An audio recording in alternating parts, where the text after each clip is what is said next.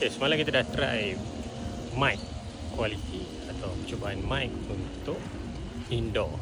Hari ni saya nak try dengan berbasikal.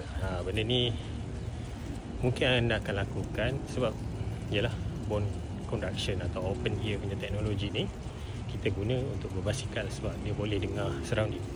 Sambil tu mungkin dia boleh digunakan sebagai device untuk buat call. So kita nak try dia punya quality mic dengan kelajuan beberapa kelajuan lah. Kita nak try, nak tengok macam mana audio atau quality mic yang direkodkan menggunakan Open Run Pro 2 dan juga Suunto Wing. Dan Panggu lah kita try juga. Okay, sekarang kelajuan semasa kita 11 km sejam.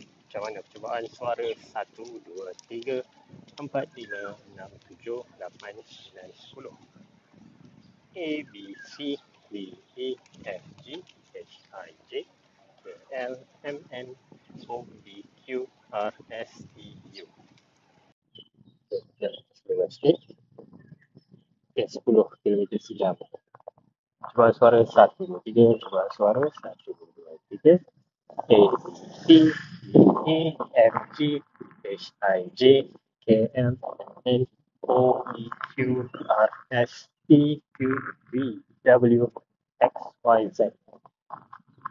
Suara 1, 2, 3, A, B, C, D, E, F, G, H, I, J, K, L, M, N, O, P, Q, R, S, T, U, V, W, X, Y, Z. Percubaan suara 1, 2, 3, percubaan suara 1, 2, 3, A, B, C, D, E, F, G, H, I, J, K, L, M, N, O, P, Q, R, S, T, U, V, W, X, Y, Z. Assalamualaikum, ini adalah percubaan suara. Saya Effendi bin Osman.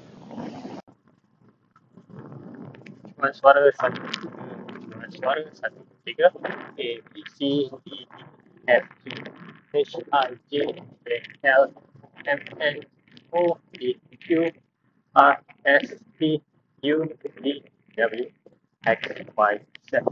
Assalamualaikum. Suara 1, 2, 3. Okay, cuba suara 1, 2, 3.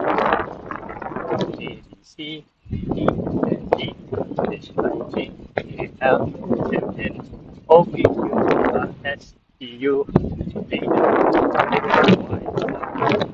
Suara saya Effendi bin Osman.